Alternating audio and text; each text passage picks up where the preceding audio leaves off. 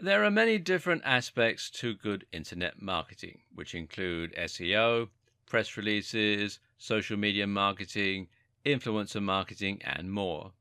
Once upon a time, internet marketing could mean simply picking one of these facets, such as SEO, and then trying to spam it until a site got to the top of Google and started getting thousands of views. Today, though, this method just doesn't work, and in fact is much more likely to get you penalized by Google. Today, the only way to succeed online is by delivering quality, and the best way to do that is by updating your blog regularly. This is the central tenet of content marketing, and as you'll see, content marketing can provide the backbone of your entire digital marketing strategy. So, just what is content marketing? Well, essentially, content marketing means that you're going to promote your website via content, and you're going to use this to bring more people to your website and get them to engage with your brand. People are not going to visit your website or blog out of the goodness of their heart. They will go there because they're looking for something, and that something will normally be content. People use the web to find information, for entertainment or for news, all of which means content. Your core strategy is going to be publishing content on a blog regularly and using this as a way to gradually bring in more and more visitors. Eventually, this should allow you to establish trust and authority within your niche and build up a big following of regular readers who want to find your content. Your content is also what you're going to use to succeed in the various other types of internet marketing. Over the next few videos, you'll see how content is essential for SEO as well as for social media. And that's because content is what people are searching for on Google, and it's what you will mainly share on social media. But the aim is not to bring people to your site in the short term to make sales. Rather, your aim is to get people to subscribe to your site, to bookmark it, and to read it regularly. The way this works is simple. First, a visitor finds your site on Google or via a social media post. The article looks and sounds interesting. They read it, and hopefully they have a good experience. But that's not going to lead to a sale, and it's not going to lead to a subscriber in most cases. Rather, they will just make a mental note that your site was reliable and interesting, and so if they see a post from you again on their travels, they will be more likely to read it next time. It's important that your branding and web design is strong, and this will ensure that they recognize the fact that they're returning to a website that they've already been to once before. Eventually, you'll get to the point where they have a question and they decide to turn to you for advice. They know you're reliable. They know they enjoy the way that you write, and so it makes sense that they'll seek you out when they want to know something. At this point, you have their trust, and it will be much easier for you to persuade them to make a purchase or to read your site regularly. Eventually, they'll become regular subscribers, and they'll start actively looking into whatever you're posting next. This will mean you have a captive audience, and the next time you want to sell a product, you'll be able to. And no, this strategy is not just for online businesses or ebooks. This strategy can likewise work for a high street store or a hairdressing company. It's all about getting more people to read your content regularly so that you have built that audience and that trust. Of course, some internet marketing strategies might rely less on content marketing than others, but this is an activity that every business should be engaged in.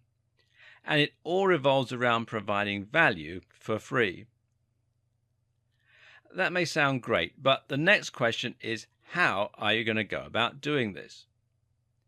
How do you go about adding content to your site that is so exciting that people will want to read your site on a daily basis, especially if you aren't a writer naturally?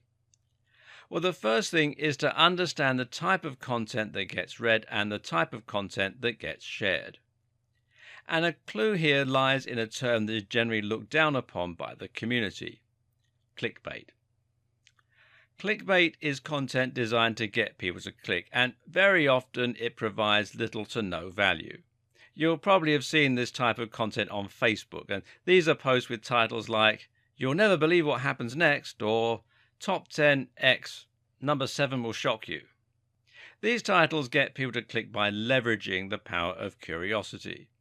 The titles are purposefully vague while also being emotionally charged, by telling you that you'll be shocked or outraged in some way. To look at, the articles appear to offer something completely new, unexpected, and shocking. Unfortunately, when we click on the links, very often we're met with something rather disappointing, and the reality fails to live up to the hype. Now, I'm not about to tell you to write clickbait content.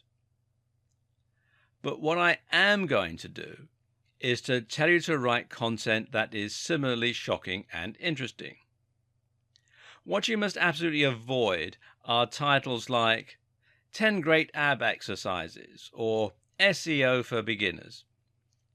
These titles are contrived. We've all heard similar things countless times before, and they just fail to stand out or to look exciting. Your aim is to write something as intriguing and as shocking as a clickbait title, but then to actually deliver on the promise by making sure that the reality is every bit as impressive as what you were promising in the title. So instead of 10 great ab exercises, how about what happens if you do 100 sit-ups every night? Or anatomy of your abs, the ab muscles you didn't know you had and how to train them.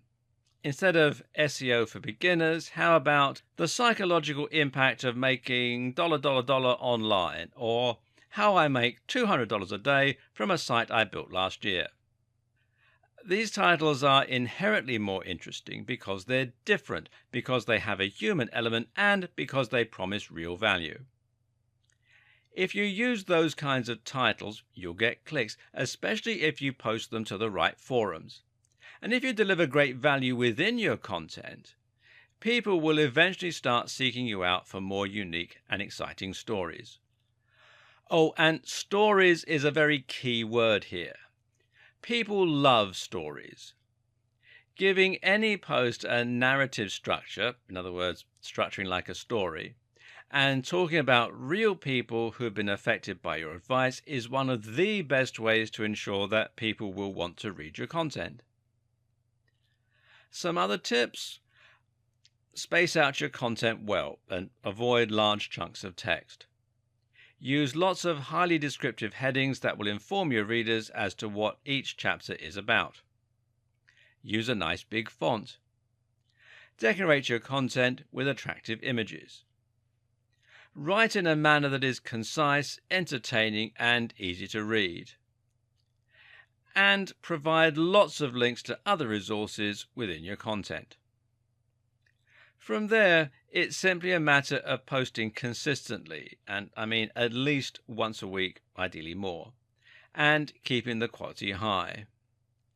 The length of each post doesn't matter as much, but occasionally posting long-form posts, that I mean 800 words plus, will stand you in good stead with Google and help you to provide even more content to your visitors. But what if you don't know how to write? What if English isn't your first language?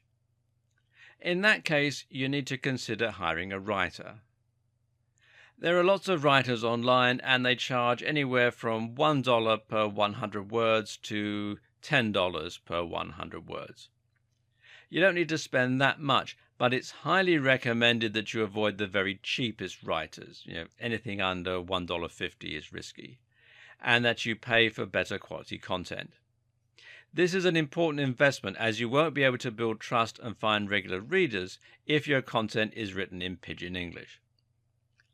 One concern here is that you might not know how to check if the content is good, seeing as you won't be able to read it in the native language. The solution here is to find someone who can tell the difference and to get them to check it for you. And I can't stress enough how important this is.